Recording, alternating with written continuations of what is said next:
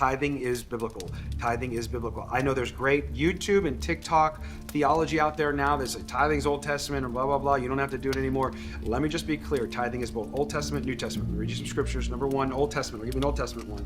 Deuteronomy chapter 14. You must set aside a tithe of your crops, 1/10 of all your crops to harvest each year. That's meant to bring back to the Lord. And a lot of people are like, well, it's Old Testament. And of course you would quote a Deuteronomy scripture. Well, let me give you a New Testament one. This is from Jesus himself. And he says this in Matthew 23. He says, what sorrow awaits you teachers of religious law and you Pharisees, hypocrites, for you are careful to tithe even when you're the tiniest income from your herb gardens, but you ignore the more important aspects of the law, justice, mercy, and faith.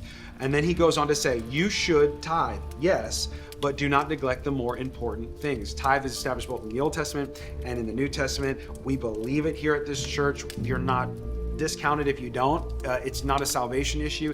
It's a blessing issue. And so we try to encourage those who are able to feel like, hey, if I've been given to some blessing by God, the natural response would be to return back to him. I always tell people to this: if you ever struggle with what you should do in a situation, ask yourself this question: what better reflects the heart of God? What would more look like Jesus?